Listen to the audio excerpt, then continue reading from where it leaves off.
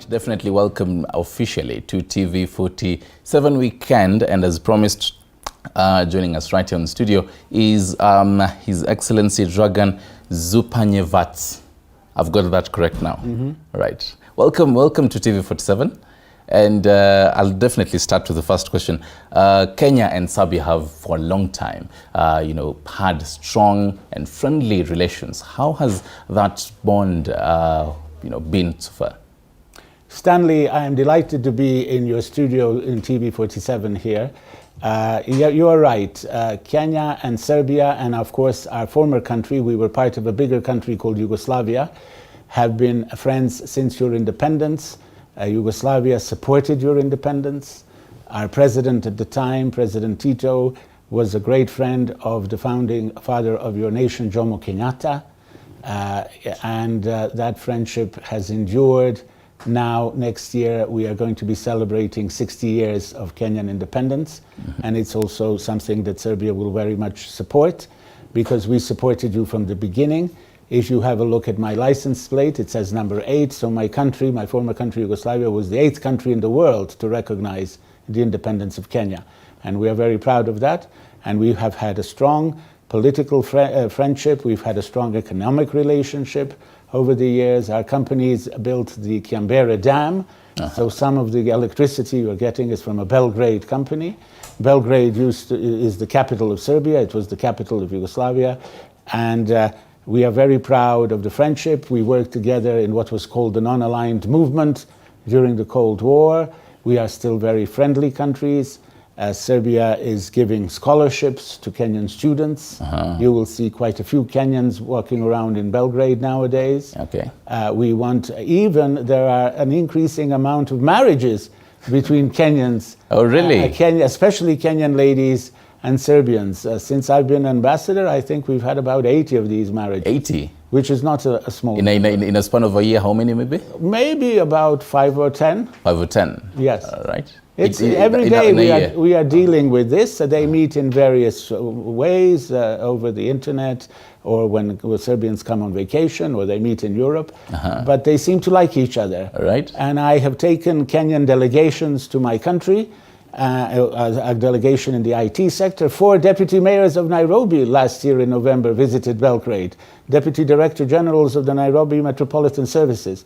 And when we were walking around Belgrade, and when they saw maize being roasted on the street, they said, we can live here. You guys are like us. Oh, the whole similarity. There are lots of cultural similarities. And speaking of the whole similarities, this year, Serbia, you also had your elections on the 3rd of April, 2022. Yes. We also had our elections on the 9th of August. You definitely learned, lessons from us, and we definitely also learned from Serbia.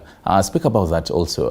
Yes, the kind of lessons it's very true. We have had elections in both countries. We have new governments in both countries. My new foreign minister just congratulated the new cabinet secretary for foreign affairs of Kenya, Alfred Mutua, on his becoming the new foreign minister of Kenya. And we are hoping that the foreign minister of Kenya will congratulate my new foreign minister as well. What has been good is that in both countries, these elections have been peaceful, and these parliaments have been established. The governments are now in office, and I can assure you that we will be working hard to maintain and increase the relationship and strengthen the political, economics, cultural, sports, and all other ties. My president has invited President William Ruto to visit Serbia. In fact, I was one of the first ambassadors to congratulate President Ruto on his win. And he was very happy about that, and we are proud. So we want to maintain this relationship, which is a very good one. It's a very positive one. It's really a good win-win story for both countries. All right. And now speaking of the whole matters politics, obviously, and the whole murky Russia-Ukraine war, it has definitely affected Serbia. And now the re-elected president, he's walking a tightrope, trying to balance the traditional ties with Moscow and obviously the whole aspirations of joining the EU and also the ripple effect that is having on African countries like Kenya. This is a very difficult and sad situation. Any war happening in any part of the world is a terrible situation. And Serbia has traditional brotherly relations, both with the Ukrainian people and with the Russian people. We are not enjoying that we are having this war in Europe. And of course, it has repercussions globally. It has repercussions on food security. We all know that both Russia and Ukraine were exporting a lot of wheat to Kenya. I was even trying to see whether some Serbian companies can start offer some wheat to the Kenyan market. And actually recently Serbia lifted the ban on exporting the wheat. Yes, so this is what I was even a guest of the East African Cereal Council, and there was this effort. We are also trying to do things in other areas. I'm very proud to say that in your supermarkets now there are about 45 products from Serbia. So go to Carrefour, go to On the Way, and you will see chocolates and biscuits and waffles and tuna spread and chicken spread from Serbia. So, but we are also interested in buying even more Kenyan flowers, which we do, Kenyan coffee. What I'm trying to do as the embassy here is to make Belgrade the hub for Kenyan exports in Southeast Europe and Eastern Europe. Because we know that trade must be a two-way street. We're very happy that we're increasing our trade to Kenya. We're also trying to do things in your energy sector. We are trying to offer you affordable housing. So it's a good story. Definitely, and we'll be actually talking about all that. The fact that Serbia will be exporting its wine to Kenya. Yes. And Kenya is actually the first destination in Africa. Yes, I am very, very proud of this. Judy, who is from the Galina company, and I think her husband is maybe even the owner of your TV station, came to Belgrade a month or two back. We had a very big wine expo, a very big wine fair, together with two other countries from Southeast Europe, Northern Macedonia and Albania. So the three countries got together. This is a new initiative called Open Balkans. It's like an Eastern African community in our part of the world. No, free movement of labor, goods, services, and capital. Everybody can go and work anywhere. And then, because all these countries, Serbia, North Macedonia, and Albania, are important wine producers, we invited the whole world to see our wine production. A Kenyan delegation came. They were exposed to our wines. They were invited by one of the wineries to go on site and see the vineyards and see the production. And now we're very much hoping, and obviously the embassy is supporting, that we will have Serbian wines here on the Kenyan market. This is an important market for wine. You can buy South African, you can buy French, Italian, Spanish, Chilean. Now you will be able to taste Serbian wines, which are good, which are getting better and better, because our geographical parallel, our area is exactly the same as France. So this is the same type of sun. It's excellent wine. The wineries are getting better and better. We're increasing our exports. Maybe we've even doubled and tripled in the last 4 or 5 years. So we are very hoping, and it's going to be very exciting to have Serbian wines in Kenya and in East Africa. Most definitely, and I'm actually curious and anticipating to actually taste that wine. Judy is on the other side of the studio, and we'll definitely, a whole beautiful setup there. We'll actually be joining her later on. But then, speaking of the whole inviting, Kenyans there, next year is the Afro Festival. Yes. And we as Kenya, we're actually going to be the newcomers there. Tell us about that. What should we be expecting that festival? Let me explain the background to this. Yes. Serbia, Belgrade, is perhaps the only country in Europe that has an African museum, a museum of African art. All the colonial countries like the UK or Belgium, they have museums, African museums from their colonial times. But our museum was founded by an ambassador who served in West Africa and collected lots of art and artifacts. And then he came back, and then we established this museum, which is a big, grand museum. And every June, we have something called the Afro Festival, and we invite countries to be the main guests.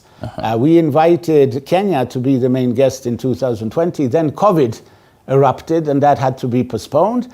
But we are hoping that Kenya is going to be the main guest. So your artists and your dancers and your painters will be in Belgrade for a whole week. Now, your cabinet secretary, who was just in the news talking about football, Ababu Nwamba, and he was cabinet administrative secretary in the Ministry of Foreign Affairs. He twice visited Belgrade.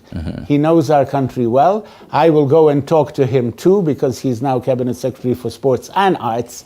So I hope that the cabinet secretary Ababu will again go to Belgrade with all your artists and all your sculptors and everybody else that is involved in culture. But then, Balozi, now the artists are actually watching right now, and they're actually talented.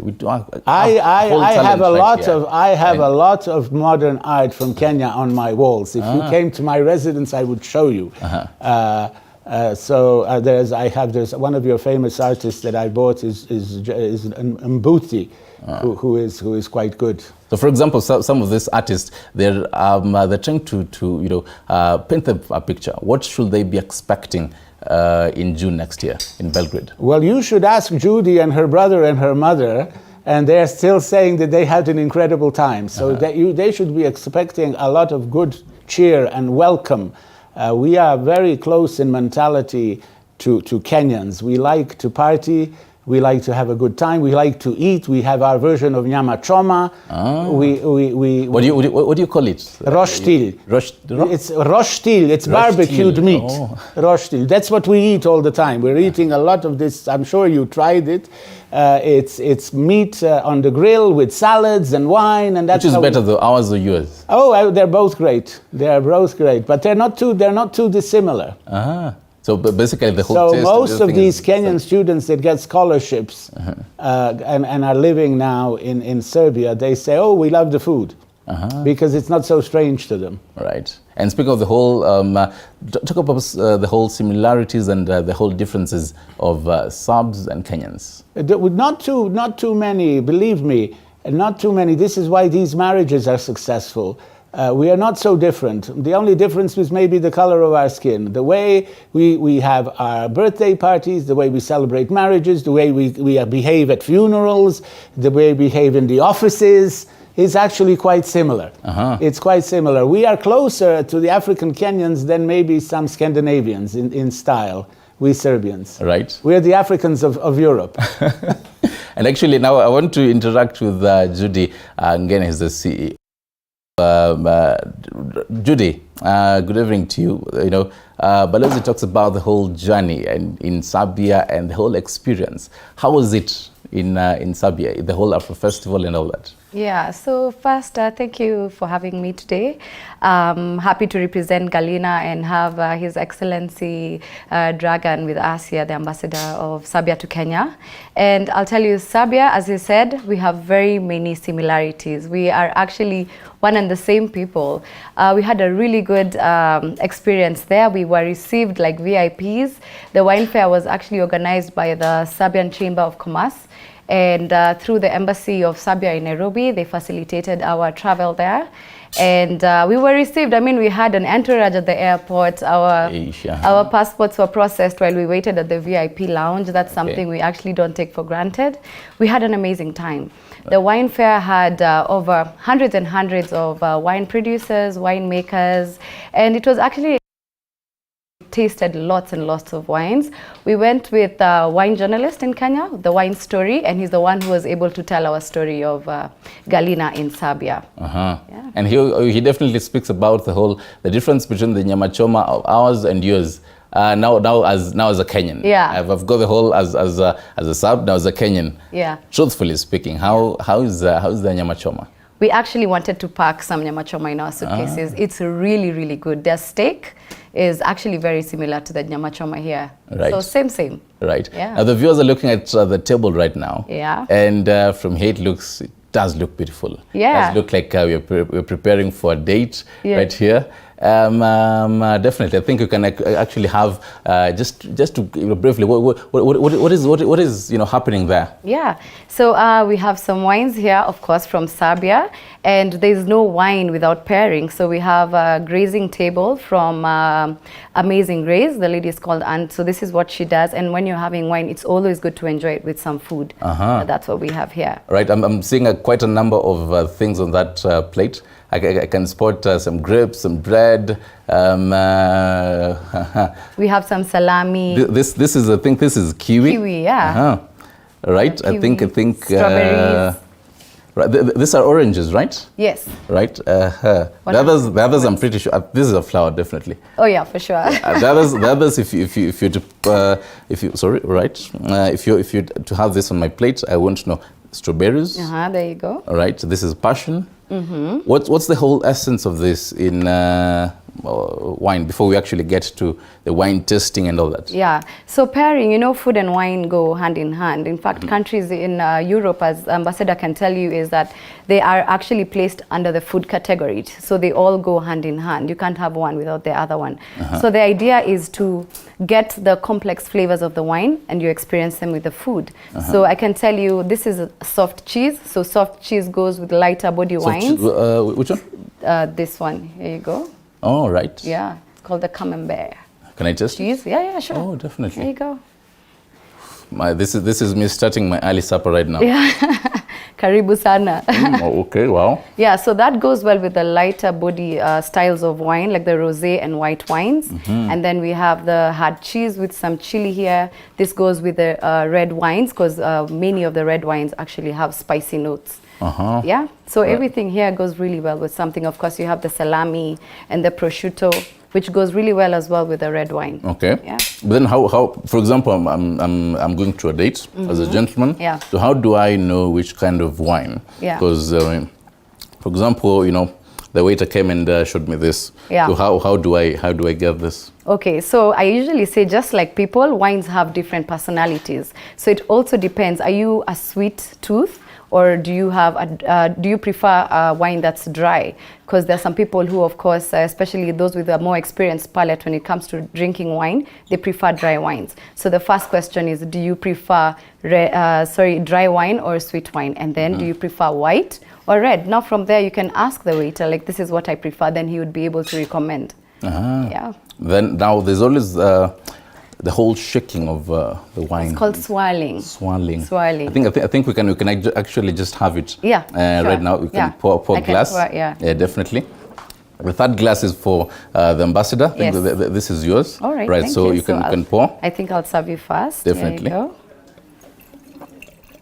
We'll just have a little bit of that. So it at all times it always have to be at that level. Yeah. So normally you're supposed to serve wine until the widest part of the wine glass. Why? Normally that's just the wine etiquette, the way you have fine dining etiquette, so you have the wine etiquette as well. So basically, as Kenyans, when we're pouring like tea, it really has to go all to the brim. Yeah. And for wine, it has to be just there. Also, it gives the wine room to breathe. Yeah. Just like us, it needs to breathe. So as you do, you have to swirl it like that. Maybe you can give it a try. So that gives out all the aromas of the wine. So you swirl so basically you hold it here and not here? Yes, please. Yeah, always hold your wine glass by the stem. I'm quite learning a lot here. Exactly, so that you do not change the temperature of the wine. Because if you see people holding it like this, of course your hands are warm and then you end up changing the temperature of the wine. So how the temperature of the wine normally, how much should it be? Okay, so for the rosé and the white, it needs to be chilled. So for sure, it needs to be in the fridge for some time. And then for the red, you can have it at room temperature. But again, room temperature is relative, right? So in Mombasa, room temperature for them might be even 26 degrees, right? Okay. So in Mombasa, you can't put red wine to chill in the freezer because the optimum temperature should be around 18 degrees. Yeah. Right. Yeah. Let me try to. So yeah, you swirl and then you nose it. You nose it. You nose it. You nose it. Yeah. So. Not you don't smell it. You nose it. Okay. Yeah. Then you're able to get the flavors. Are you able to get any flavors? my mind is trying to think all this. Yeah. Right. Ambassador, you can definitely join us for your glass here and try to help me nose it and get the flavors, because I think my nose can't actually get all the flavors here. Yeah. Quite strong. It's my pleasure to join you. Right. Welcome. Thank you. Right. So. Cheers. Oh, okay. Cheers. Cheers. We say živeli. Živeli. Means Right, live long. You can step closer. Right. So after nosing.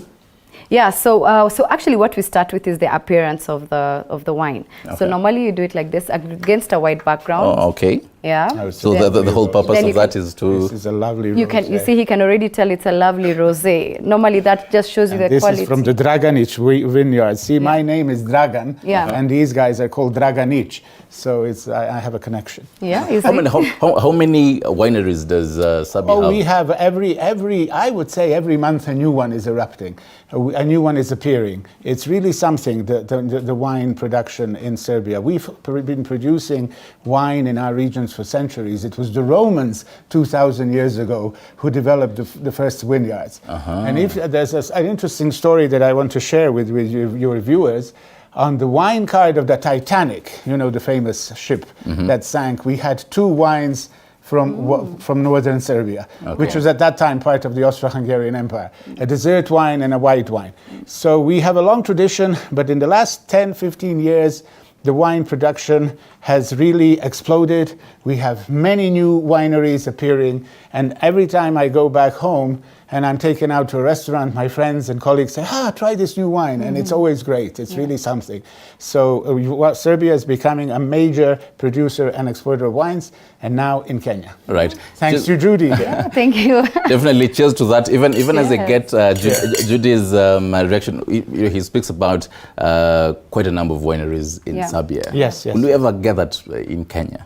Yes, actually. Before they even start. But what's your whole reaction on them exporting to us? Yeah, so first of all, of course, we're excited to have Serbian wines in Kenya. You know, that's, I can say, untapped. We don't have any Serbian wines in Kenya. Not at the moment. So we'll actually be the first wine importers to bring them here. And I mean, the more the merrier, right? Indeed. So now we have variety, because we have French wines in Kenya, we have Italian, we have South Africa. So we are actually looking forward to introducing wines from Eastern Europe. It's Serbia. very, very positive, and we are very, very pleased.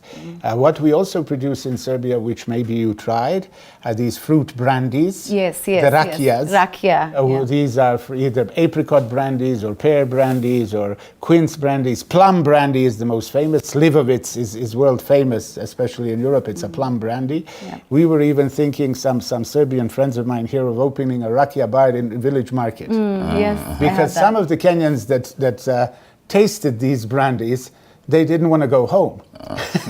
They loved it so much. Yeah. And definitely, Judy, you are the wine vision in Serbia. What are the lessons you learned from there when you were speaking with the wineries there, the stakeholders, and the importers also? What lessons did you learn that you can actually root them in Kenya? In Kenya, yeah. So first of all, we were actually very pleasantly surprised to see that the wine industry in Serbia it's quite huge, actually. There are very many wineries, very many wine producers, and many of them use winemakers actually from Italy and France. So you can actually now understand that it's possible to have the same in Kenya. And they were able to have us on day one of the wine fair, have 20-minute meetings, actually B2B meetings with now us as the importers in Kenya and the wine producers in Serbia. And in those 20 minutes, you're supposed to actually get to know each other, understand, and see if you even have chemistry to work together. So that's something that I found quite interesting, because most of the other wine fairs we have attended in Germany and South Africa as well, they don't have that. Right. So at least once you're bringing the wines in Kenya, you already know and have a personal relationship, if I may say, with the wine producer from the other end. Right, thank you very much. Our time is actually up, sadly enough. I would have loved to actually continue, but we can definitely continue this after we tell our Once viewers, the wines come in, we are going to have a wine presentation in our embassy. Okay, when probably as we conclude? We have to push this as quickly as possible. As quickly as possible. And then we'll invite TV47 to film it all with the whole diplomatic corps, with Cheers to Kenyans, that. with the artists and everything. Thank you very much. It was a wonderful program on Kenyan-Serbian relations. I really thank you very much. Thank you.